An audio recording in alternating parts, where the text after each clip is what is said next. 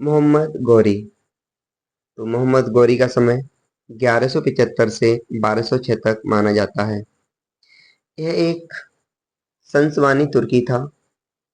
अफगानिस्तान के गजनी नामक स्थान से यह भी आया था और उस समय वहां पर गौर वंश चलता था। तो गौर वंश का शासक था मोहम्मद गौरी।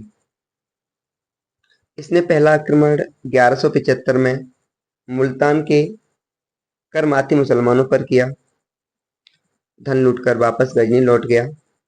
फिर 1178 में गुजरात में आक्रमण किया और उस समय वहां का राजा भीम सेकंड और मूलराज ये चालुक्य वंश के राजा था। गुजरात पर आक्रमण देख भीम सेकंड ने भी उल्टा आक्रमण किया। इससे मोहम्मद गौरी को अपनी सेना के साथ वापस होना पड़ा।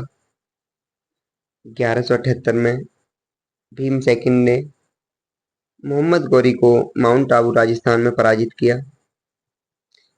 इसी को भारत में प्रथम हार माना जाता है कि मोहम्मद गौरी पहली बार कब हारा था।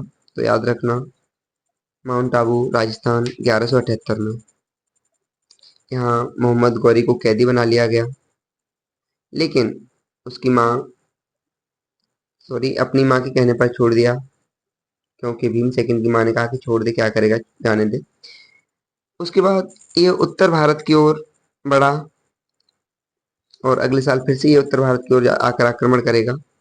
तो 1179 में कश्मीर व सिंध पर अधिकार किया। उत्तर भारत में दिल्ली, सांभर, अजमेर में एक वंश चलता था, चौहान वंश, जिसकी राजधानी थी अजमेर। यहाँ एक शासक हुआ करता था जिसका नाम था पृथ्वीराज चौहान थर्ड। पृथ्वीराज चौहान का अन्य नाम राय पिथौरा।